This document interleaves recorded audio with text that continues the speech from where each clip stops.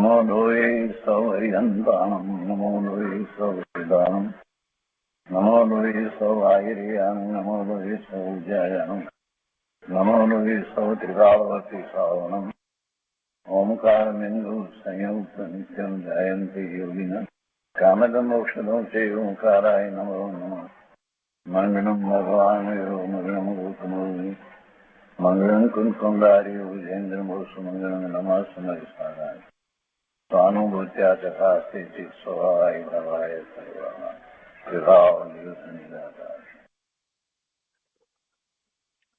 નેમિચંદ્ર સિદ્ધાંતિ દેવ રચિત બૃહદ દ્રવ્ય સંગ્રહ અને પૂજ્ય બ્રહ્મદેવજી રચિત દ્રવ્ય સંગ્રહની ટીકા તેનો સ્વાધ્યાય આપણે કરી રહ્યા છીએ. એમાં 13મી ગાથાનો સ્વાધ્યાય ચાલે છે. 13મી ગાથાની અંદર મૂળ વાત તો એ કરવી છે કે નિશ્ચયથી શું છે, તો કે શુદ્ધ નિશ્ચય નહીંથી તો બધા સંસારી જીવ ખરેખર શુદ્ધ જ છે. પરંતુ સંસારી જીવોને આ 14 જીવ સમાસ કયા તેવી રીતે સંસારી જીવને અશુદ્ધ નહીંથી 14 માર્ગના સ્થાન અને 14 ગુણ સ્થાન છે એ વાત અહીંયા કરી. પણ શુદ્ધ નિશ્ચય નહીંથી બધા સંસારી જીવ ખરેખર શુદ્ધ જાણવા, અને આ જ મુખ્ય પ્રયોજનભૂત વાત છે. જે વ્યવહાર કહેવામાં આવ્યો છે એ વ્યવહાર તો જાણેલો પ્રયોજનવાન છે, પણ મૂળ વાત તો આ છે કે સંસારી જીવ ખરેખર શુદ્ધ જાણવા. હવે આનો આખો જે રીતે વિસ્તાર થયો છે 13મી ગાથાનો, એમાં આપણે દ્રવ્ય સંગ્રહમાંથી ગુણસ્થાન અને માર્ગના સ્થાનના નામ અને એનું તાત્પર્ય વગેરે બધું આપણે જાણી છે. એ પછીથી અત્યારે આપણે બૃહદ દ્રવ્ય સંગ્રહમાંથી ટીકા કરી રહ્યા છીએ. અને ટીકાની અંદર શરૂઆતમાં જે ગુણસ્થાનના લક્ષણની જે વાત કરવામાં આવી છે એ આપણે કરી રહ્યા છીએ. તો અહીંયા ગુણસ્થાનના લક્ષણની વાત કરતા 4 ગુણસ્થાન સુધીની વાત જે કરી છે એનો સ્વાધ્યાય આપણે કર્યો છે, અને 4થા ગુણસ્થાનનો વધુ વિસ્તાર આપણે લઈ રહ્યા છીએ. 3જા ગુણસ્થાનની વાતની અંદર એક આશંકા વ્યક્ત કરી અને એનું સમાધાન પણ લેવામાં આવ્યું. અને એ પછીથી 4થા ગુણસ્થાનની જે વાત કરે છે તો એનો કેટલોક ભાગ આપણે કર્યો છે, અને પછી આગળનો ભાગ આપણે કરીએ છીએ. તો સહેજ પુનરાવર્તન કરી 4થા ગુણસ્થાન વિશે અને પછી 4થા ગુણસ્થાનનો વધારે વિસ્તાર લઈએ છીએ, અને પછી 5મા ગુણસ્થાનની વાત આપણે લઈશું. તો અહીંયા કહે છે કે સ્વાભાવિક અનંત જ્ઞાન આદિ અનંત ગુણના આધારભૂત નિજ પરમાત્મા દ્રવ્ય ઉપાદેય છે, અને ઇન્દ્રિય સુખાદિ પરદ્રવ્ય હેય છે. એમ અર્હત સર્વજ્ઞ પ્રણીત નિશ્ચય વ્યવહાર રૂપ સાધ્ય સાધક ભાવને માને છે. પરંતુ ભૂમિમાં પડેલી રેખા સમાન ક્રોધાદિ અપ્રત્યાખ્યાન કસાયના ઉદયથી મારવાને માટે કોટવાળે પકડેલ ચોરની જેમ આત્મનિંદા સહિત વર્તો થકો ઇન્દ્રિય સુખને અનુભવે છે, તે અવિરત સમ્યક દ્રષ્ટિનું લક્ષણ છે. આ તો લક્ષણ અપેક્ષાએ વાત કરવામાં આવી. અને માન્યતા શું છે? સમ્યક દર્શન થયા પછીથી પોતાના સ્વરૂપને એ માને છે, પણ છતાંય હજી 4થું ગુણસ્થાન છે એટલે અવિરત સમ્યક દ્રષ્ટિ કરો. તો ત્યાં એક વાત એ લેવામાં આવી કે જે એને શુભ અશુભ ભાવ થાય છે તો એની રુચિ નથી, અને એને માટે એ નિંદા કરે છે, આત્મનિંદા સહિત એ વર્તે છે, છતાં એ ઇન્દ્રિય સુખને અનુભવે છે. એટલે આ અવિરત સમ્યક દ્રષ્ટિની વાત કરવામાં આવી. હવે એનો જરાક વધારે વિચાર આપણે કરીએ છીએ. તો અવિરત જે કહેવામાં આવ્યો છે તો અવિરત સમ્યક દ્રષ્ટિ કહીએ અથવા તો અસંયમ સમ્યક દ્રષ્ટિ એમ પણ એને કહી શકાય. એને શ્રદ્ધાન બરાબર છે, પોતાના એકત્વ વિભક્ત સ્વરૂપનું શ્રદ્ધાન. એકત્વ એટલે સ્વથી જેને એકત્વ છે અને પરથી જેને એકત્વ નથી, વિભક્તપણું છે. અને પરમાં તો એનું કાર્મણ શરીર પણ આવી જાય, તેજસ શરીર પણ આવી જાય, ઔદારિક શરીર પણ આવી જાય, વિક્રિય શરીર હોય તો એ પણ આવી જાય, અને સંયોગે કરીને જે બાહ્યમાં પદાર્થો છે એ પણ આવી જાય. એ બધું એ પરથી પોતે જુદો છે, વિભક્ત છે, જુદો તદ્દન ભિન્ન છે, અને સ્વથી એકત્વ છે. આ વાત કઈ એને એમને માની લીધી છે એમ નહીં, પરંતુ એ અનુભૂતિ પૂર્વક એને એ માન્યું છે, એવી અનુભૂતિ થઈ છે. એટલે તો એવી જ એની શ્રદ્ધા થઈ છે એવો, પણ હજી એને વ્રત વગેરે નથી, અને એ જે રીતે ઇન્દ્રિય સુખને ભોગવે છે, અનુભવે છે, તો એ રુચિપૂર્વક એને ભોગવતો નથી, પણ છતાં એને ભોગવે છે. એટલે એ અવિરત સમ્યક દ્રષ્ટિ કહેવામાં આવે, અથવા તો અસંયમ સમ્યક દ્રષ્ટિ છે. એને સંયમ હજી અંગીકાર કર્યો નથી એવો. તો આ અવિરતિ સંબંધીની વાત થઈ. હવે મૂળ વાતનો વિચાર જરા કરીએ કે આત્મામાં અનંત ગુણ છે, અને અનંત ગુણમાં જ્ઞાન દર્શન આદિ ગુણોની અંદર સાથે જે શ્રદ્ધા ગુણ છે, એ શ્રદ્ધા ગુણનું પરિણમન અંદરમાં જે ચાલી રહ્યું છે એ તો સમ્યક છે. બધા જ ગુણોનું અંદરમાં ચાલી રહેલું ભવન પરિણમન એ તો સમ્યક છે. એટલે શ્રદ્ધા ગુણનું પરિણમન કેવું છે? તો પોતે જેવો છે એવી પોતાની શ્રદ્ધા, એને સતત અંદરમાં તો એવી જ શ્રદ્ધાનું ભવન થઈ રહ્યું છે. પોતે બધાથી જુદો ભિન્ન, એટલે એવું ભેદ જ્ઞાન રૂપી શ્રદ્ધાન, એકત્વ વ્યક્ત એવું શ્રદ્ધાન, અને પોતાને એમાંથી જ સુખ શાંતિ આનંદની અનુભૂતિ થાય છે એવું શ્રદ્ધાન. આ બધું જ શ્રદ્ધાન પોતા સંબંધીનું જે શ્રદ્ધાન જે છે એને માટે એને કોઈની પાસે જવાની જરૂર નથી, કેમ કે એ એનો શ્રદ્ધા ગુણ છે, એટલે એ જ શ્રદ્ધા હોય. હવે આવી શ્રદ્ધા જીવ માત્રને છે, પણ એનું ભવન જે ચાલી રહ્યું છે, અંદરમાં ચાલી રહ્યું છે, જ્યાં સુધી એવા પોતાના સ્વરૂપનું લક્ષ કરવામાં ના આવે ત્યાં સુધી એ શ્રદ્ધાન થતું નથી. અને એવું શ્રદ્ધાન નથી થતું તો પછી એનું શ્રદ્ધાન કેવું છે? તો કે સ્વરૂપનું લક્ષ્ય કર્યું નથી, તો અંદરમાં જે ગુણોનું ભવન ચાલી રહ્યું છે એ પ્રમાણે તો એને શ્રદ્ધાન નથી, તો પછી બહારમાં પરનું લક્ષ કરતા જે શ્રદ્ધાન હોય એ શ્રદ્ધાન કેવું હોય? તો કે વિપરીત શ્રદ્ધાન હોય. પોતાના આત્મા વિશેનું જેવું સ્વરૂપ છે એનું શ્રદ્ધાન, એ શ્રદ્ધાન જે જયારે થાય છે તો એનો અનુભવ કરે છે તો શ્રદ્ધા થાય છે. એટલે એ સમ્યક્ત્વ હંમેશા અનુભૂતિ પૂર્વક જ હોય, અનુભૂતિ વિના સમ્યક્ત્વ હોય નહીં. બહારમાં જે એની શ્રદ્ધા જે છે એ વિપરીત શ્રદ્ધા છે. હવે એવી વિપરીત શ્રદ્ધામાંથી સમ્યક શ્રદ્ધા થવા માટેનો આખો પુરુષાર્થનો જયારે વિચાર કરવામાં આવે છે, તો એ પુરુષાર્થ કઈ રીતે થાય છે, ક્યારે થાય છે, આ બધી વાતને પણ જરાક આપણે વિચાર કરીએ. તો એવો પુરુષાર્થ થવામાં એને દ્રવ્યશ્રુતનો અભ્યાસ જે છે એને નિમિત્ત કારણ થાય છે. એટલે બીજી રીતે કહીએ તો એ જ્યારે એને દ્રવ્યશ્રુતના અભ્યાસ દ્વારા આ વસ્તુ સ્વરૂપને જાણ્યું છે કે એને 6 દ્રવ્યો કઈ રીતે છે એની શ્રદ્ધા છે, 9 તત્વની શ્રદ્ધા યથાર્થ થઈ છે, દેવગુરુ શાસ્ત્રની શ્રદ્ધા પણ એને યથાર્થ થઈ છે. એટલે આ યથાર્થ શ્રદ્ધાનું મૂળ કારણ તો એને દ્રવ્યશ્રુતનો અભ્યાસ છે.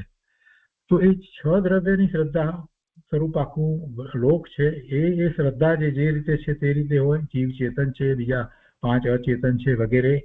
એવી જ રીતે એને પોતાનો જે સ્વભાવ જે છે એ જીવનો સ્વભાવ છે, એને એના ગુણ પ્રમાણે એનું પરિણમન હોય, એ જ સાચું પરિણમન છે. અને વિભાવરૂપ પરિણમન જે થાય છે તે એ સમયની યોગ્યતા રૂપ છે, પોતાનો એ સ્વભાવ નથી. આવો પણ એને નિર્ણય સાથે ને સાથે થયો હોય. અને 9 તત્વનું પણ એને યથાર્થ શ્રદ્ધાન હોય, એમાં પોતે જીવ તત્વ છે. તો આ બધું એને દ્રવ્યશ્રુતના અભ્યાસ દ્વારા જયારે આવું શ્રદ્ધાન થયું હોય, તો એ પછીથી જયારે એવો પુરુષાર્થ કરે છે તો એને પ્રાપ્તિ સમ્યક્ત્વની થાય છે, અને એને આપણે નિશ્ચય સમ્યક્ત્વ કહીએ છીએ. હવે આવી પ્રાપ્તિ થવામાં જયારે આપણે નિશ્ચય સમ્યક્ત્વની વાત કરીએ છીએ, તો એ નિશ્ચય સમ્યક્ત્વની અંદર એને આત્માનું લક્ષ થયું છે, અને એ પહેલા આ બધો અભ્યાસ કર્યો છે, નિર્ણય કર્યા છે, અને સ્વરૂપનું લક્ષ થયું છે. તો પછી જે સમ્યક્ત્વ થાય છે એ સમ્યક્ત્વ સતો સંચિત, એમાં જે પરિણામ જે થાય છે એને આપણે રત્નત્રયના પરિણામ કહીએ છીએ. એ સમ્યક દર્શન, સમ્યક જ્ઞાન, સમ્યક ચારિત્ર રૂપે એ પરિણામ છે. હવે મોક્ષ માર્ગનો વિચાર કરીએ તો મોક્ષ માર્ગ પણ સમ્યક દર્શન, સમ્યક જ્ઞાન, ચારિત્ર રૂપે છે, અને નિશ્ચય સંચિત છે એ પણ સમ્યક દર્શન, સમ્યક જ્ઞાન છે, સમ્યક ચારિત્ર રૂપે છે. એટલે નિશ્ચય સંકિત જે છે એ જ ખરેખર તો મોક્ષ માર્ગ છે. નિશ્ચય સંકિત છે એ જ ખરેખર તો મોક્ષ માર્ગ છે. અને આવું સંકિત ક્યારે થાય તો કાળની અપેક્ષાએ જરાક વિચાર કરીએ 5 સંભાયની અંદર, તો કે જયારે કાળ લબ્ધિ પાકી હોય ત્યારે થાય. 5 સંભાય પૂર્વક વિચાર કરીએ તો એમાં પહેલા કાળ લબ્ધિનો વિચાર કરીએ તો કે કાળ લબ્ધિ ક્યારે પાકે? તો જીવને જયારે મુક્ત થવા માટેનો એટલે કે સિદ્ધ દશા થવા માટેનો જે બાકી રહેલો કાળ જે છે એ અર્ધ પૂતગળ પરાવર્તન કાળ કરતા ઓછો રહ્યો હોય ત્યારે જ થાય. એથી વિશેષ કાળ બાકી રહ્યો હોય એને સમ્યક દર્શન થતું નથી. પછી એ ઓછો કાળ કેટલો, પણ ઓછો એટલે પછી એમ નહીં કે જયારે એમ કે અર્ધ પૂતગળ પરાવર્તન કાળ કરતા ઓછો કાળ થયો એટલે તરત સંકિત થઈ જ જાય એવો નિયમ નથી. પછી પણ જે એવો પુરુષાર્થ કરે છે એને થાય છે. અને એમાં ગમે તેટલો કાળ પણ એ ઓછો છે, એને કાળ એટલો ઓછો છે. એટલે સમ્યક દર્શન જેને થાય છે એને આપણે પડવાની અપેક્ષાએ જયારે વિચાર કર્યો તો એ ચારિત્ર મોહનીય કર્મની પ્રકૃતિના ઉદયની સાથે જોડાઈ અને એને પડવાનું થાય છે. તો પણ એને મુક્ત થવાનો કાળ તો એટલો જ રહેશે. મુક્ત થવાનો કાળ કઈ વધી જવાનો નથી. એટલે અર્ધપૂતગળ પરાવર્તન કરતા ઓછો જ કાળ રહેશે. તો આવું સંકિત કાળ અપેક્ષાએ આપણે જયારે વિચાર કરીએ તો એમ થાય છે. અને 5 સંભાયમાં પહેલો સંભાય જે સ્વભાવનો વિચાર કરીએ છીએ તો એ આત્માનો સ્વભાવ જ છે. શ્રદ્ધા ગુણ અંદરમાં જે પરિણમી રહ્યો છે એ શ્રદ્ધા ગુણમાં પોતાનું જેવું સ્વરૂપ છે એવી શ્રદ્ધા સતત એને છે જ. એટલે એવું શ્રદ્ધાન એને થાય એ એનો સ્વભાવ છે, માટે એવું થાય છે. અને એ શ્રદ્ધાન થાય છે તો એ સાથે જ્ઞાન સહિત થાય છે. અને એ વખતે જયારે એવા સમ્યક દર્શન સમ્યક જ્ઞાનના પરિણામ છે તો એ વખતે એને જે આનંદની, શાંતિની, સુખની અનુભૂતિ છે એવું ચારિત્ર પણ હોય છે, જેને આપણે સ્વરૂપ આચરણ ચારિત્ર કહીએ છીએ. તો એમ એ સમ્યક દર્શન સમ્યક જ્ઞાન સમ્યક ચારિત્ર હોય છે. અને એમાં જરા ક્રમ જોઈએ તો એમાં આત્માનો પ્રતિભાસ છે, પ્રતીતિ છે, એ દર્શન ભાગ છે. અને આત્માનું જ્ઞાન છે, કેમ કે એ જયારે એવી અનુભૂતિ કરે છે ત્યારે એ જ્ઞાન દર્શનના ઉપયોગ સ્વ તરફ વળ્યા છે અને સ્વ સાથે વસ્તુ સાથે પોતાની સાથે એકરૂપ થઈ અને પોતાને અનુભવે છે. એ દ્વૈત પણ રહેતો નથી. અને એમાં એને અનંત ગુણોનું ભવન એને અંશે પ્રગટ થઈ જાય છે. એવું એનું આત્માનું જ્ઞાન છે. અને એ શ્રદ્ધાન છે. એવું જ શ્રદ્ધાન પોતે બધાથી જુદો ભિન્ન જે છે તે એવું જ એની શ્રદ્ધાન પણ એ જ વખતે હોય છે. એકત્વ વિભક્ત એટલે કે સ્વ સાથે એકત્વપણું અને પરથી વિભક્તપણું એવું શ્રદ્ધાન પણ એ જ વખતે સાથે જ હોય છે. અને આનંદની અનુભૂતિ, શાંતિ છે એટલે સ્વરૂપ આચરણ ચારિત્ર પણ એ જ વખતે હોય છે.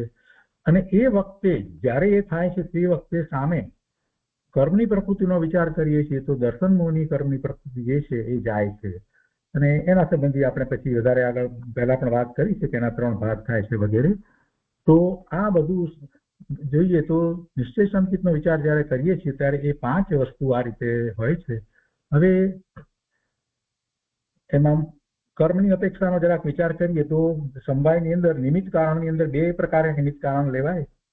એક તો કર્મ દર્શન મોહની કર્મનો અભાવ છે અને માત્ર દર્શન મોહની કર્મનો અભાવ એમ નથી, સાથે ચારિત્ર મોહની કર્મનો પણ અભાવ છે.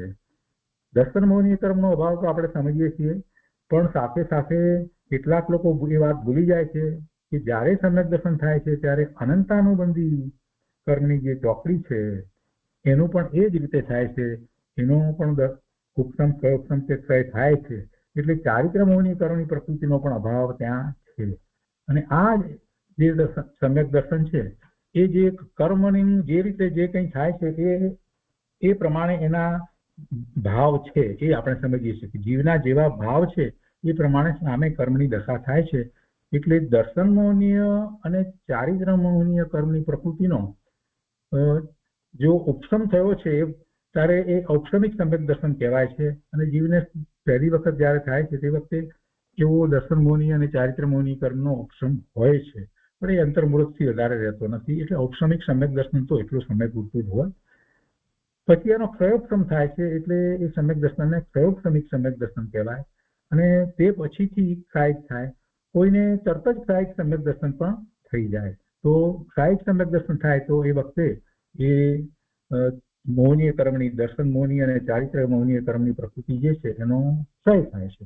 હવે એવું ક્ષાયિક સમ્યક દર્શન થાય ત્યારે પણ જરાક સમજી લેવા જેવું છે કે એમાં દર્શન મોહનીય કર્મની પ્રકૃતિ જે છે એ બધી પ્રકૃતિ જે છે ક્ષાયિક સમ્યક દર્શનમાં એ બધી પ્રકૃતિનો તો ક્ષય થઈ જાય, પણ ચારિત્ર મોહનીય કર્મની પ્રકૃતિમાં માત્ર એક અનંતાનુબંધીની કર્મની પ્રકૃતિ છે એનો ક્ષય થાય છે, અને બાકીની બીજી પ્રકૃતિઓ જે છે એના તો હજી ઉદય હોય છે. એટલે હજી એને ચારિત્રમાં તો એને પુરુષાર્થ કરવાનો બાકી રહે છે. ક્ષાયિક સમ્યક દ્રષ્ટિને પણ હજી ચારિત્રનો પુરુષાર્થ બાકી છે, કેમ કે સામે ચારિત્ર મોહનીય કર્મની પ્રકૃતિઓ તો હજી ઊભી છે. એટલે એમાં એને અપ્રત્યાખ્યાનાવર્ણીય, પ્રત્યાખ્યાનાવર્ણીય અને સંજ્વલનની પ્રકૃતિઓ અને નવકષાયની પ્રકૃતિઓ ઉદયમાં વર્તે છે. તો એ પ્રમાણે એ નિમિત્ત તરીકે કાર્ય કરે છે, તો એને એ પ્રમાણે ચારિત્ર હોય છે. હજી પૂર્ણ સુખ, શાંતિ, આનંદની, અવ્યાભાસ સુખની એવી એની દશા હોતી નથી. હવે બીજી રીતે સમ્યક દર્શનના ભેદનો વિચાર કરીએ તો જ્યારે આવું સમ્યક દર્શન થાય છે તો એમાં આપણે કહ્યું કે બે નિમિત્ત કારણ થયા. એક તો આ કર્મની અપેક્ષાથી નિમિત્ત કારણ આપણે કહ્યું એ રીતે, અને બીજું નિમિત્ત કારણનો જો વિચાર કરીએ તો એમાં સાચા દેવ ગુરુ શાસ્ત્રનું નિમિત્ત હોય છે. સાચા દેવ ગુરુ શાસ્ત્ર જે છે એમની વાણીનું નિમિત્ત, એમાંથી કોઈ પણ હોય, સાક્ષાત તીર્થંકર ભગવાન, કેવળી પરમાત્મા હોય કે પછી એવા આચાર્ય ભગવાન, ઉપાધ્યાય ભગવાન હોય કે એવા શાસ્ત્ર હોય, એ નિમિત્ત કારણ હોય છે. તો એ બીજું નિમિત્ત કારણ છે, અને એ નિમિત્ત કારણ સહિત જયારે સમ્યક દર્શન થાય છે તો એને આપણે અધિગમજ સમ્યક દર્શન કહીએ છીએ. એને અધિગમજ સમ્યક દર્શન કહીએ છીએ. અને એના વિના જે થાય છે તો એને નિસર્ગજ સમ્યક દર્શન કહીએ છીએ. તો એ ઉત્પત્તિની અપેક્ષાએ સમ્યક દર્શનના આવા બે ભેદ પડે, નિસર્ગજ સમ્યક દર્શન અને અધિગમજ સમ્યક દર્શન. હવે નિસર્ગજ સમ્યક દર્શનમાં એમ થાય એવા, પણ એમાં એવો અર્થ નથી થતો કે એને પૂર્વે ભૂતકાળમાં એને એવા નિમિત્ત નહોતા મળ્યા, દેવ ગુરુ શાસ્ત્રના નિમિત્ત નહોતા મળ્યા, એવો કોઈ અર્થ નથી થતો. સમ્યક દર્શન જયારે થાય છે તો એને પૂર્વે ભૂતકાળમાં એને એવા દેવ ગુરુ શાસ્ત્રની શ્રદ્ધા થઈ હતી અને એમના દ્વારા એને વસ્તુ સ્વરૂપને જેમ છે તેમ જાણી અને એવી દ્રઢતા કરેલી જ હતી, પણ સમ્યક દર્શન પ્રગટ ન કરી શક્યો અને એ પછી ત્યાંથી એને દેહ ત્યાગ કરી અને પછી આ ભાવમાં આવ્યો ત્યારે એને કોઈક સ્મૃતિ કે કોઈક એવું કારણ બને છે અને પછી એમાંથી એને સમ્યક દર્શન થઈ જાય છે. તો આપણે એને નિસર્ગજ સમ્યક દર્શન કહીએ. કૃપાળુદેવનો દાખલો લઈએ તો કૃપાળુદેવના દાખલામાં આપણને સ્પષ્ટ થાય છે કે એમને એ વખતે સમ્યક દર્શન થયું ત્યારે નિમિત્ત કારણ આ દેવગુરુ શાસ્ત્ર હતાની સામે, પરંતુ એમને એ વખતે પેલું કોઈ વ્યક્તિનું અવસાન થયું, સ્મશાનમાં ગયા એને જોયું ને એમાંથી પોતે પોતાના વિચારમાં ચડી ગયા અને એમાં એમને જાતિસ્મરણ જ્ઞાન થયું.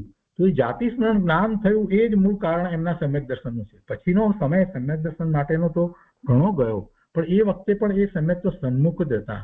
જાતિસ્મરણ જ્ઞાન થયા પછીની દશા 23મા વર્ષે સમ્યક દર્શન થયું છતાં પણ એ વખતે એ સમ્યક તો સન્મુખ જ હતા. એમને કઈ પછી શાસ્ત્ર વાંચવાને કારણે સમ્યક દર્શન થયું એવું નથી. આખું જે પૂર્વનું લઈને આવ્યા હતા એ અપેક્ષાથી. પણ એમના કરતા પણ કેટલાક જીવો એવા હોય છે કે જેમને આમ જ કોઈક કારણ બને અને કોઈ પીડાનું કારણ બને કે કાંઈક થાય અને સમ્યક દર્શન જયારે થઈ જાય છે, નારકીને સમ્યક દર્શન થઈ જાય છે, તો ત્યાં દેવ ગુરુ શાસ્ત્ર કાંઈ હોતા નથી, પણ એ પૂર્વનો એવો પુરુષાર્થ કરીને ગયો છે તો એને સમ્યક દર્શન થાય છે. તો એને આપણે નિસર્ગજ સમ્યક દર્શન કહીએ છીએ. અને જયારે પ્રત્યક્ષ એવા નિમિત્ત દેખાય છે આપણને તો અધિગમજ સમ્યક દર્શન એને આપણે કહીએ છીએ. એક બીજા પણ ભેદ સમ્યક દર્શનના આપણે કહીએ છીએ,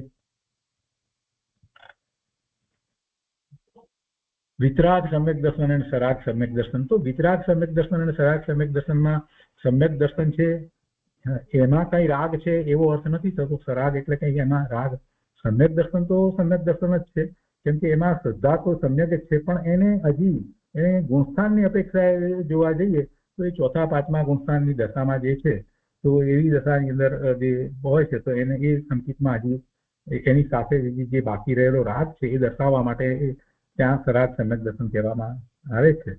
અને વિતરાગ સમ્યક દર્શન તો પછી જયારે એ એવી દશા પૂર્ણ દશા એવું ચારિત્ર પ્રગટ કરે છે ત્યારે પછી એને કોઈ રાગ નથી રહેતો, તો એને એટલે 4થે 5મે અને 6ઠ્ઠા ગુણસ્થાનની દશાની અંદર એને જે રાગ વર્તે છે અપેક્ષાથી ત્યાં જે સમ્યક દર્શન છે એને સરાગ કહેવાય.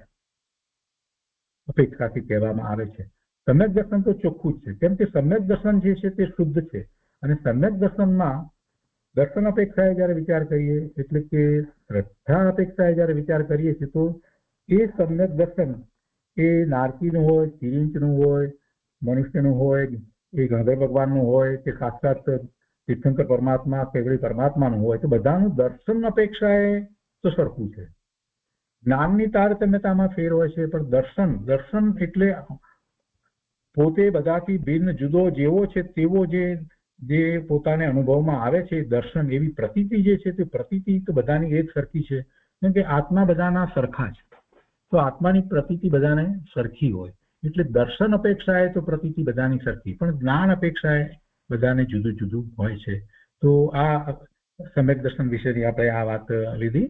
હવે બીજી પણ કેટલીક વાત સમ્યક દર્શન વિશેની છે જે જાણવા લાયક છે તે જોઈએ. એના પુરુષાર્થ સંબંધીનો જરાક વધારે વિચાર કરીએ છીએ, તો એ પુરુષાર્થ કેવી રીતે થાય, સમ્યક દર્શન પ્રગટવા માટે જીવોએ કયા પ્રકારનો પુરુષાર્થ કરવો જોઈએ એનો જરાક વિચારો કરીએ તો. અને એમાં પુરુષાર્થ તો બધા કરે છે, તો સવળો પુરુષાર્થ કોને કહેવાય અને અવળો પુરુષાર્થ કોને કહેવાય, તો એની માટે થોડીક વાત છે અહીંયા. કે સર્વપ્રથમ સદગુરુ પાસેથી આત્માનું સ્વરૂપ અને અન્ય પદાર્થનું સ્વરૂપ એને જાણવું જોઈએ. સદગુરુ પાસેથી આત્માનું સ્વરૂપ અને અન્ય પદાર્થનું સ્વરૂપ એને જાણી અને એનો નિશ્ચય કરવો પડે, એવો નિર્ણય કરવો પડે. અને ત્યારબાદ ભેદ જ્ઞાન વડે આત્માને પરદ્રવ્ય સમસ્ત પરદ્રવ્યથી જુદો એને ચિંતવવો પડે. આ બહુ મહત્વની વાત છે. માત્ર આત્માનું સ્વરૂપ જાણ્યું અને પરદ્રવ્યનું સ્વરૂપ જાણ્યું એટલાથી વાત નહીં બને. એની સાથે જો બીજી કોઈ મહત્વની વાત હોય તો ભેદ જ્ઞાનની વાત છે. અને આવું ભેદ જ્ઞાન એને ચિંતન દ્વારા ખૂબ કરવું પડે. એને એમ વિચારવું પડે કે મારા આત્માની અંદર અન્ય કોઈ દ્રવ્ય છે જ નહીં, અન્ય કોઈ દ્રવ્યનો, ચેતન દ્રવ્યનો કે બીજા અચેતન દ્રવ્યનો મારા આત્માની અંદર કોઈ રીતે પ્રવેશ નથી. એનો તો તદ્દન પૂર્ણપણે અભાવ જ છે. અને અન્ય દ્રવ્યમાં મારા આત્માનો પણ કોઈ રીતે ક્યાંય પ્રવેશ થતો જ નથી. હું પૂજા અન્ય સુધી પહોંચતો જ નથી. કોઈ મારા પરિણામને બદલતો જ નથી. હું તદ્દન ભિન્ન બધાથી જુદો છું, અને છતાં પણ હું સક્ષમ છું. મારા આત્માનો અને અન્ય દ્રવ્યનો પરસ્પરમાં અત્યંત અભાવ છે, દ્રવ્ય ક્ષેત્ર કાળ ભાવથી. અને તે છતાં પણ હું પૂરેપૂરો સમ્યક્ત્વ પ્રગટ કરવા માટે સક્ષમ છું, પરિપૂર્ણ છું. અને ભગવાનના જ્ઞાનમાં એ વાત આવી છે કે તું પૂર્ણ પવિત્ર છો, સિદ્ધ સમાન છો. અને આ વાતનો નિર્ણય કરી અને પછી આગળનો નિર્ણય થાય છે. પંડિત ટોડરમલજીએ તત્વાર્થ શ્રદ્ધા તત્વ નિર્ણય એને સંકિત કહ્યું છે, ત્યારે એ વાત જે છે એનો ગુરુદેવે જે રીતે વિસ્તાર કર્યો છે એમાં તેમને અનુભૂતિની વાત કરી છે. કેમ કે માત્ર તત્વનો નિર્ણય તો એ સવિકલ્પ દશામાં પણ હોય છે, અને એથી કોઈને સમ્યક દર્શન છે એમ કહી શકાતું નથી. અને આવો જયારે નિર્ણય કરે છે અને ત્યાર પછીથી એ એવા ચિંતન ધ્યાન દ્વારા આગળ વધી અને એ શ્રી ગુરુ જે રીતે એને પુરુષાર્થ બતાવે છે તે રીતે એની ભૂમિકા પ્રમાણે આગળ વધે છે, તો એને આત્માનું લક્ષ્ય કરી અને એને સમ્યક દર્શન થાય છે.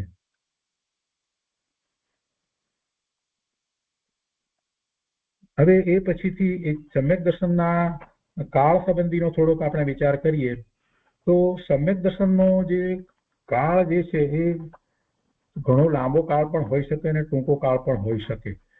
એમાં સમ્યક દર્શન થયા પછીથી પૂર્ણ દશા પ્રગટ થવામાં બધાનો કાળ છે તે જુદો જુદો હોય છે.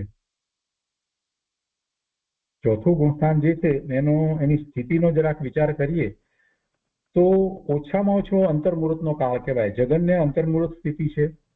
અને ઉત્કૃષ્ટ 100+66 સાગરોપમનો કાળ, 66 સાગરોપમનો કાળ હોય. એટલે ત્યાં સુધી સમ્યક દર્શન રહે. એટલે એને કેટલા ભાવો એમાં બદલાય, કેટલાય ભાવો સુધી એ રહે.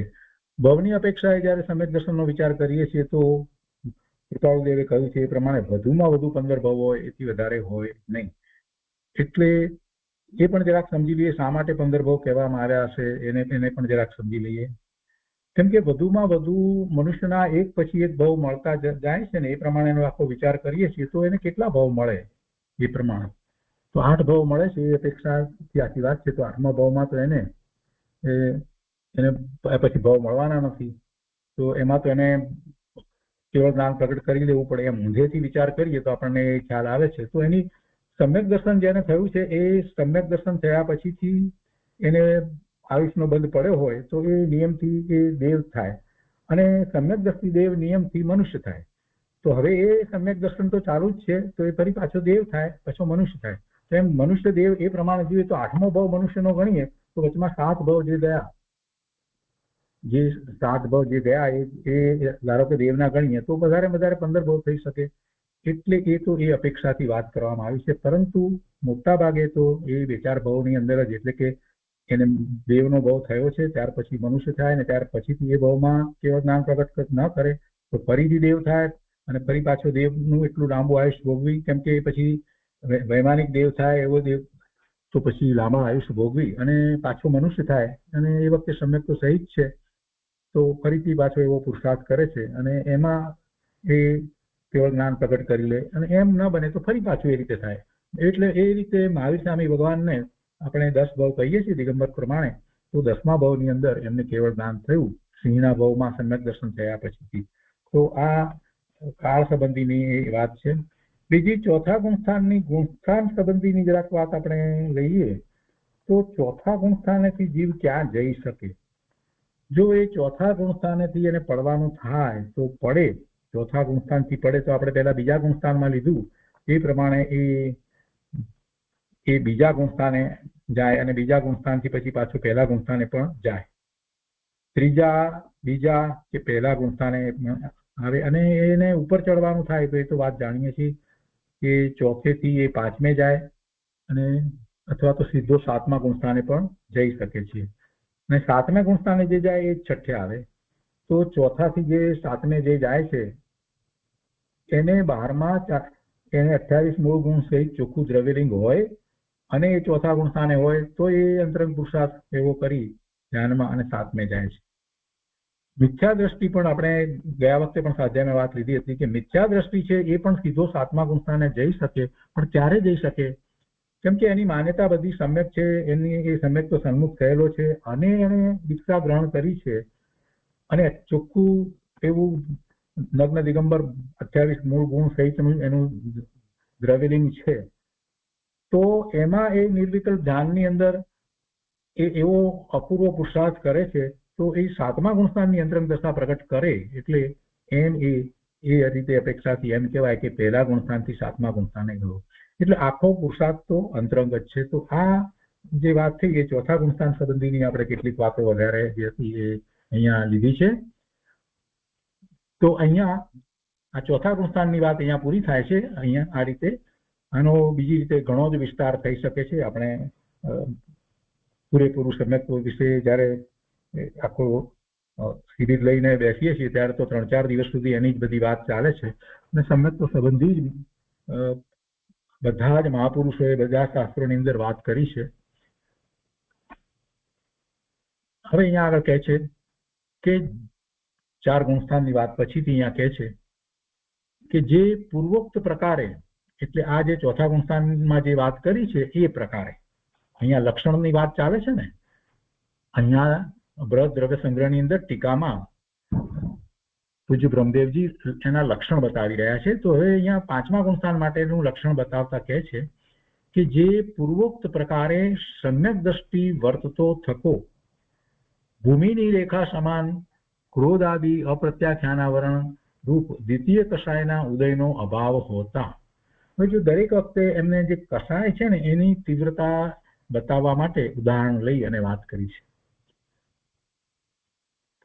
કષાય કેવા છે એ દર્શાવવું છે. એટલે પહેલા જયારે વાત કરી ત્યારે મિથ્યા દ્રષ્ટિને માટે એમ કહ્યું કે પથ્થરની ઉપર જે લકીર છે એના જેવા કષાયો લીધા હતા, એ રીતે વાત કરી હતી. અને પછીથી એને ભૂમિ ઉપરની વાત લીધી હતી. તો અહીંયા કહે છે કે જે પૂર્વોક્ત પ્રકારે સમ્યક દ્રષ્ટિ વર્તતો થકો એટલે ચોથા ગુણસ્થાનની વાત જયારે કરી ત્યારે એમાં કઈ વાત લીધી કે ભૂમિની રેખા સમાન ક્રોધાદિ અપ્રત્યાખ્યાના દ્વિતીય કસાયના ઉદયનો ભાવ થતા એટલે દ્વિતીય કસાયનો અહીંયા તો એ વાત લીધી છે. જે આગળ જે વાત લીધી છે તે જરા ફરીથી જોઈએ આપણે. અહીંયા એમ કહ્યું હતું મિથ્યા દ્રષ્ટિની જે વાત લીધી હતી ત્યારે પથ્થરની અંદર જે છે એ રીતે વાત આખી લેવામાં આવી હતી.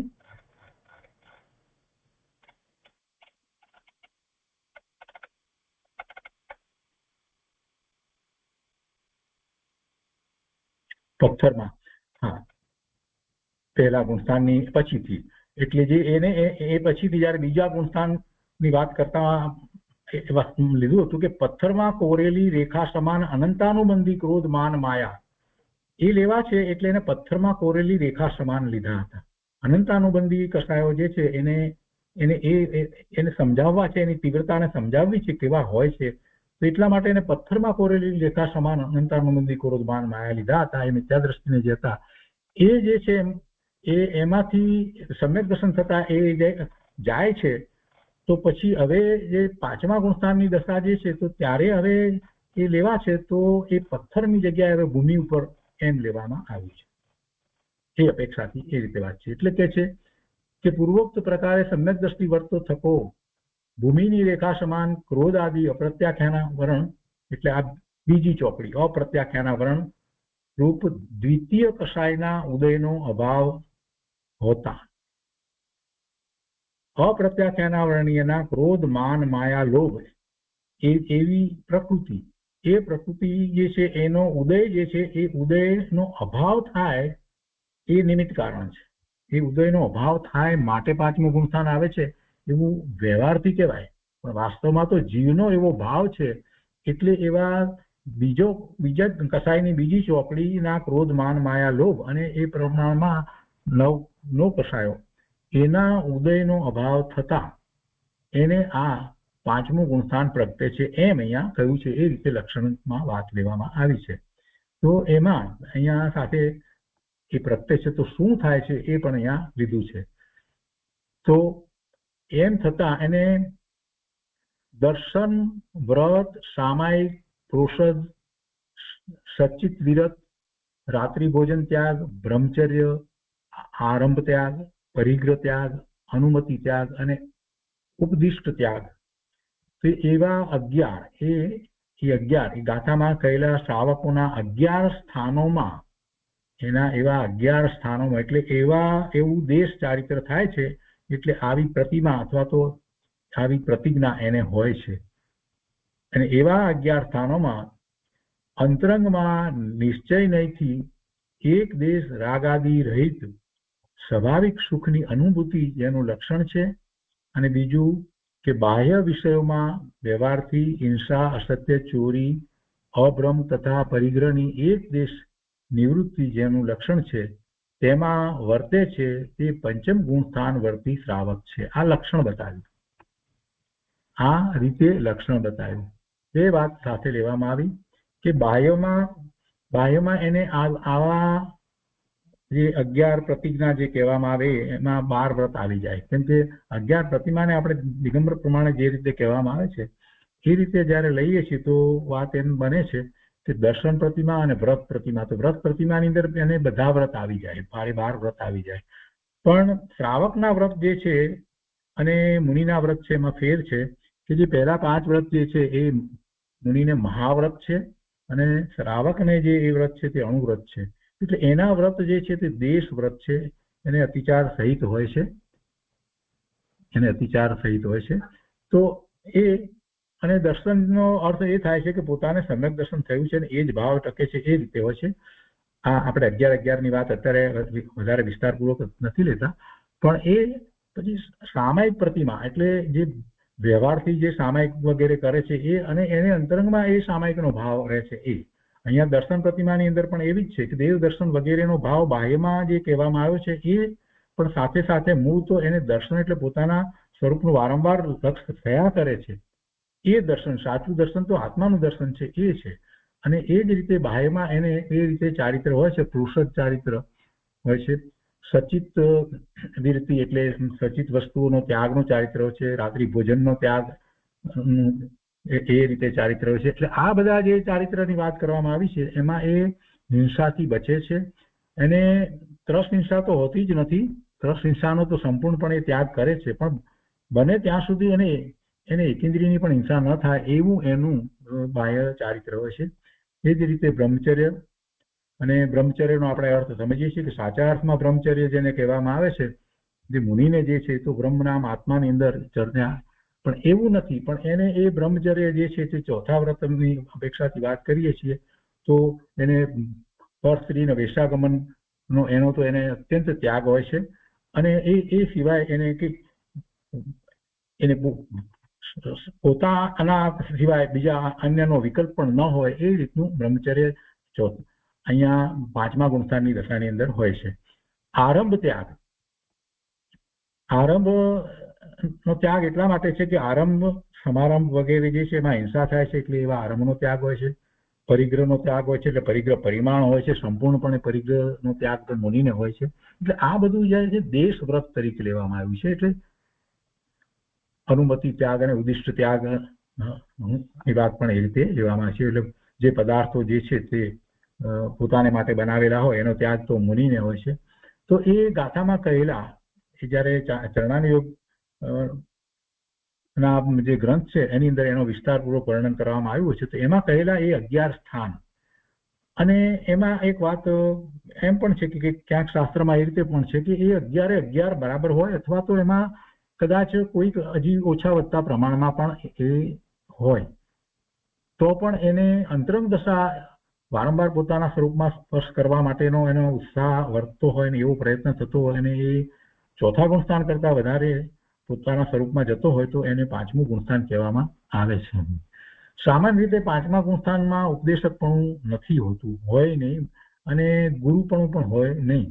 પણ અપવાદ રૂપે કે ક્યારેક એ પાંચમા ગુણસ્થાનમાં રહેલા એવા જેનું ચારિત્ર એ પૂર્ણ ચારિત્ર છે, 11 પ્રતિમા ચોખ્ખે ચોખ્ખી છે, અને એ અંશે એમ કહેવાય કે મુનિ જેવું ચારિત્ર પણ પાળતા હોય એવા કે છતાં પાંચમા ગુણસ્થાનની દશામાં રહ્યા હોય તો એને ઉપદેશકપણું સંભવે છે.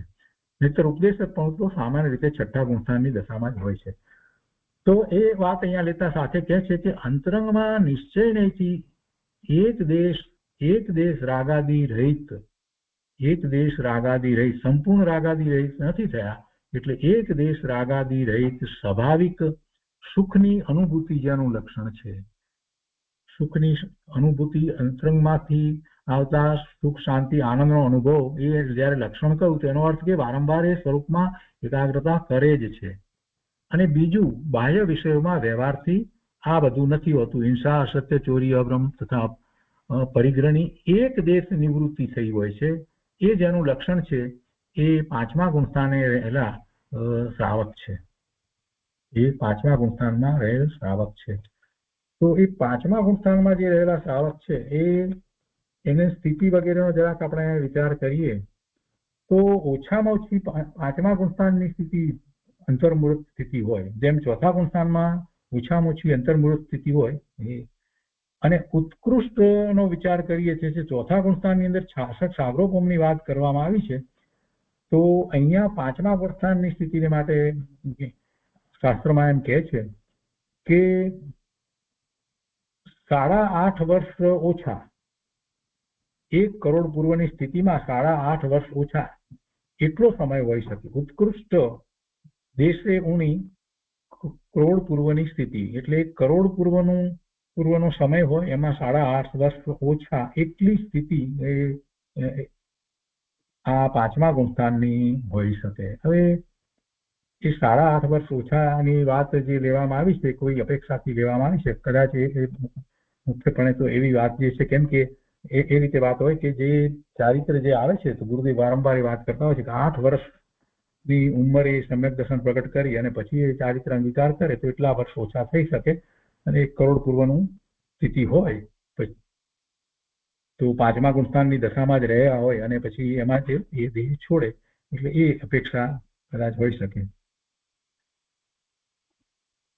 અને આપણે એમાં એ ગુણસ્થાનથી કયા ગુણસ્થાને જાય એનો જરાક વિચાર કરીએ તો પાંચમા ગુણસ્થાનથી જીવ એ પુરુષાર્થ કરી અને સાતમા ગુણસ્થાને જાય, અને જો એને પડવાનું થાય તો ચોથે અને પછી છેવટે જેમ ચોથેથી પહેલા સુધી આવી જાય છે, તો એવી રીતે એ પાંચમા ગુણસ્થાનથી પણ એ પહેલા ગુણસ્થાન સુધી આવી શકે, પહેલા ગુણસ્થાન સુધી આવી શકે છે. બીજું આમાં ચોથા ગુણસ્થાનમાં, પાંચમા ગુણસ્થાનમાં, છઠ્ઠા ગુણસ્થાનમાં એ બધાની અંદર કર્મની પ્રકૃતિઓનો બંધ તો પડતો જ હોય છે, અને એ કર્મની પ્રકૃતિનો બંધ પડે તો 8 કર્મની પ્રકૃતિનો બંધ પણ પડે, એટલે કે આયુષનો પણ બંધ સાથે પડે, અને આયુષનો ન પડે, પહેલા પડી ગયો હોય તો 7 કર્મની પ્રકૃતિનો બંધ તો એને પડે. તો આ રીતે આ કર્મ સંબંધીની, પ્રકૃતિ સંબંધીની એની પાંચમા ગુણસ્થાન માટેની આ વાત છે. અને પાંચમા ગુણસ્થાને જે જીવ રહ્યા છે એને એનું ચારિત્ર તો આપણે બાહ્ય ચારિત્ર કહ્યું, પણ અંતરંગ ચારિત્ર જે છે એ ચોથા ગુણસ્થાનની સ્થિતિ કરતા ઉત્કૃષ્ટ જ્યારે કહેવામાં આવ્યું છે, તો એ સંબંધી ગુરુદેવે એક બહુ સરસ વાત કરી છે. એમણે એમ સ્પષ્ટતા કરી છે કે દેવને સમ્યક દ્રષ્ટિ જે છે, અરે સર્વાર્થ સિદ્ધના દેવ જે છે એને પણ જે શાંતિનો અનુભવ જે છે, સુખનો અનુભવ જે છે, એના કરતા વધારે સુખ અને શાંતિનો અનુભવ પાંચમા ગુણસ્થાનમાં રહેલા જીવને હોય છે. પાંચમા ગુણસ્થાને અહીંયા મનુષ્યમાં જે રહ્યો હોય એને તો શારીરિક બીજી કસાતા વેદની વગેરેના પણ ઉદયો વગેરે હોય, જ્યારે દેવમાં તો એ શારીરિક રીતે તો કોઈ રીતે અસાતા હોતી જ નથી, અને બીજી બધી સમૃદ્ધિ વગેરે આ બધાનો વિચાર કરીએ તો કેટલું બધું હોય છે. તે છતાં એમનું ગુણસ્થાન જે છે તે ચોથું હોય છે, એમનું ગુણસ્થાન તો ચોથું જ હોય છે, જ્યારે અહીંયા આનું ગુણસ્થાન પાંચમું છે. એટલે બાહ્યમાં સંયોગો છે તે દેવ જેવા સંયોગો નથી, પણ અંતરંગ દશા જે છે એને એના કરતા ઊંચી છે, પાંચમા ગુણસ્થાનની દશા છે, એટલે એને શાંતિ અને આનંદ વિશેષ છે. એને શાંતિ અને આનંદ જે છે એ પાંચમા ગુણસ્થાનની દશાની અંદર વિશેષ છે. તો આ પાંચમા ગુણસ્થાન સંબંધીની વાત થઈ.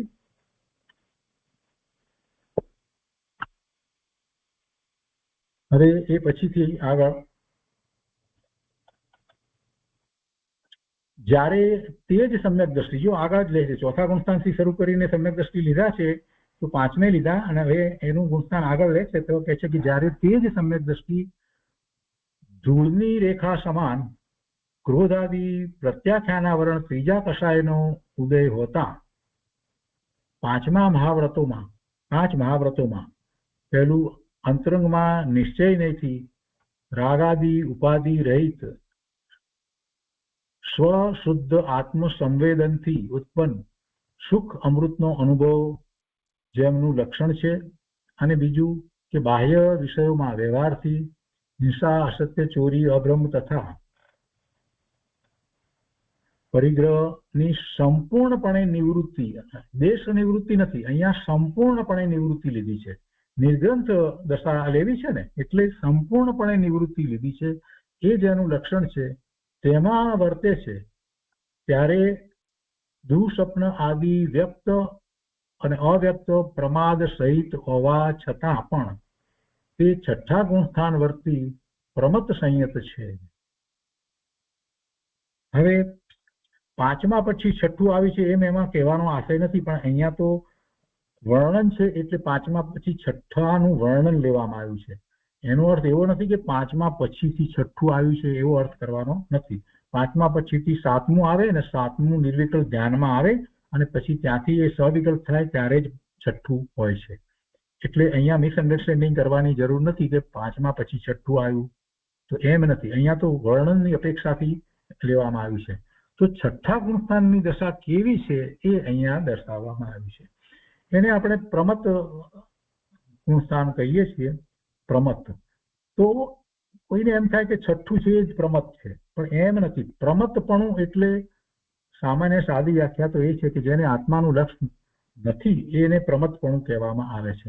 છઠ્ઠા ગુણ છે આત્માનું લક્ષ નથી એમ કહેવાનો આશય નથી, પરંતુ અહીંયા સાતમાની સાથે તુલના કરીએ છીએ ત્યારે સાતમામાં જેમ પોતાના સ્વરૂપમાં એકાગ્રતા જે રીતે છે, તો એવું લક્ષ્ય, એવું એકમાત્ર આત્માની અનુભૂતિ એવું લક્ષ્ય થયું નથી અને એ સવિકલ્પ દશામાં છે તો દ્રષ્ટિ બહારમાં છે, સભાનતા પોતાના સ્વરૂપની પણ રહે છે અને પ્રભુ પ્રત્યે સ્તવન વગેરેના ભાવ પણ એને હોય છે અને શાસ્ત્રની રચનાનો પણ એને ભાવ હોય છે, કરુણા જે રીતે અન્ય જીવો પ્રત્યે છે તો એ પ્રમાણે ઉપદેશ વગેરે પણ આપે છે. આ બધું છઠ્ઠા ગુણસ્થાનની દશાની અંદર થાય છે. છઠ્ઠા ગુણસ્થાનની દશાની અંદર જે આચાર્યપણું, ઉપાધ્યાયપણું વગેરે હોય છે, ગણધર ભગવાનને પણ એ છઠ્ઠા ગુણસ્થાનની અવસ્થાની અંદર જ આ બધી રચના થાય છે.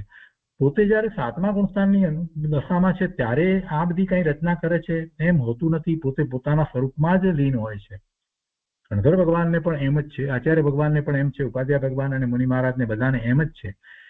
એટલે આ જગતમાં જીવો ઉપર જે કરુણા વરસી રહી છે, પ્રભુની જે કરુણા વરસી રહી છે અને આપણને જે કરુણા, પ્રભુની કરુણા પ્રાપ્ત થઈ છે, આપણે એનું પાત્ર બન્યા છીએ, આપણે એનું ભાજન બન્યા છીએ, તો એનું જો કારણ કોઈ હોય તો એક અપેક્ષા એમ કહી શકાય, વ્યવહારથી એમ કહી શકાય કે આ છઠ્ઠું ગુણસ્થાન છે. જો છઠ્ઠું ગુણસ્થાન ન હોય તો શું થાય? છઠ્ઠું ગુણસ્થાન ન હોય તો શું થાય? એમ જયારે વિચાર કરીએ તો આપણને ખ્યાલ આવે છે, ઓહો, આ છઠ્ઠા ગુણસ્થાને જયારે એ સાતમા ગુણસ્થાન વાળા જયારે એ આવે છે તો એમને તો આત્માનો અનુભવ છે અને આત્માના અનુભવ સહિત એ છઠ્ઠા ગુણસ્થાનની દશામાં સવિકલ્પ થયા છે અને સવિકલ્પ દશાની અંદર પોતાને બધો જ અનુભવ છે, આત્મામાં વિશેષપણે એકાગ્રતા કરી છે એટલે એ વસ્તુ સ્વરૂપને સાચી રીતે ઉપદેશી શકે છે. એટલે સાતમા ગુણસ્થાનથી છઠ્ઠે ગુણસ્થાને આવ્યા છે એ તો અનુભવ સહિત, જ્ઞાન સહિત છે અને એવા અનુભવ અને જ્ઞાન સહિત છે માટે જ એ આ શાસ્ત્રની રચના કરી શકે છે. એટલે છઠ્ઠું ગુણસ્થાન બીજી રીતે વિચાર કરવા જઈએ તો કેટલું મહત્વનું છે. આપણે છઠ્ઠા ગુણસ્થાનની વાતને પ્રમત કહીને કાઢી નાખીએ, પણ એ પ્રમતપણું જે છે એ પ્રમતપણું એમને માટે પ્રમતપણું એમની અપેક્ષાથી છે કે કેમ કે એ એટલો સમય એ નિર્વિકલ્પ ધ્યાનમાં નથી. પણ બીજી રીતે વિચાર કરવા જઈએ, આપણે આપણી અપેક્ષાથી વિચાર કરવા જઈએ તો આપણને આ જીનવાણી પ્રાપ્ત થવાનું જો કોઈ કારણ હોય તો એ છઠ્ઠું ગુણસ્થાન છે. એ છઠ્ઠા ગુણસ્થાનની એવી દશાને કારણે આપણને આટલા શાસ્ત્રો મળ્યા છે.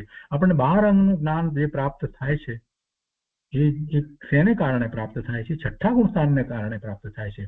એટલે પ્રમત કરી અને એ વિચાર કરવા કરતા બીજી રીતે વિચાર કરવો જોઈએ કે એ મહાપુરુષ પોતે નિર્વિકલ્પ ધ્યાનમાંથી બહાર આવ્યા છે તો પોતાની દશા તો અદ્ભુત છે જ અને એમને તો તેમની દ્રષ્ટિ તો સ્વરૂપ તરફ રહે જ છે, છતાં પણ એમને એટલી કરુણા થાય છે એટલે આવી શાસ્ત્ર વગેરેની રચના એ કરે છે.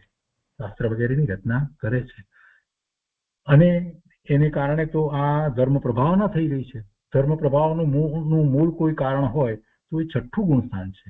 છઠ્ઠા ગુણસ્થાનની દશામાં જ ખરેખર ધર્મ પ્રભાવના કરવા માટે એ જીવ યોગ્ય કહેવાય છે.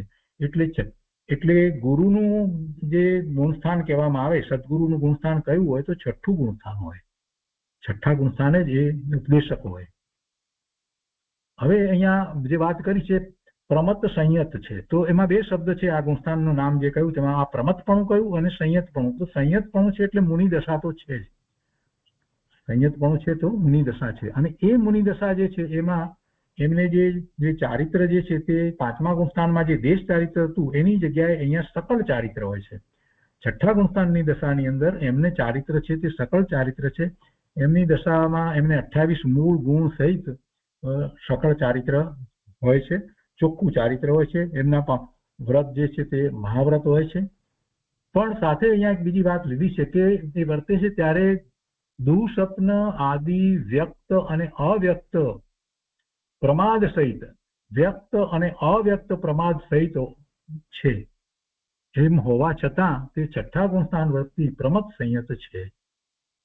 કેમ કે વિકલ્પ છે ને, એટલે વિકલ્પ છે એટલે દુઃસ્વપ્ન આદિ વ્યક્ત એટલે કોઈક વિકલ્પ એવો કંઈક કોઈ આવે છે, એમને અશુભ ભાવ હોતો નથી પણ કોઈક બીજો વિકલ્પ હોય છે અને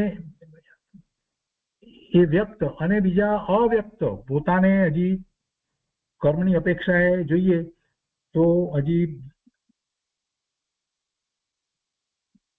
છેલ્લી ચોકડી એટલે ચારિત્ર મોહની કર્મની ચોકડીમાં છેલ્લી ચોકડી હજી એમને બાકી છે. સંજરણ કસાયની, એટલે સંજરણ કસાયના ક્રોધ, માન, માયા, લોભ ની પ્રકૃતિઓના ઉદય એમ છે, અને સાથે એટલા જ પ્રમાણમાં પેલા નવ કસાયો છે એ પણ અતિ અલ્પ, એ એમના પણ ઉદયો હજી બાકી રહે છે. એટલે એની સાથે એમનું જે જોડાવાનું જે થાય છે તો એ નિમિત્ત કારણ છે, એમની પ્રમત દશાનું એ નિમિત્ત કારણ છે. સાતમા ગુણસ્થાને જ્યારે હોય છે ત્યારે દ્રષ્ટિ સ્વરૂપ તરફ છે, એકાગ્રતા સ્વરૂપમાં છે, ત્યારે પણ પેલા કર્મના ઉદયો તો છે, પણ એ કર્મના ઉદયો તરફ ઉપયોગ નથી, સભાનતા એની નથી, સભાનતા સ્વરૂપની છે. એટલે ત્યાં એ અપ્રમતપણું કહેવામાં આવ્યું છે, અને અહીંયા છઠ્ઠા ગુણસ્થાનની દશાની અંદર પ્રમતપણું કહેવામાં આવ્યું છે. તો પ્રમતપણું, અહીંનું જે પ્રમતપણું, છઠ્ઠા ગુણસ્થાનનું પ્રમતપણું છે એ વિશિષ્ટ છે.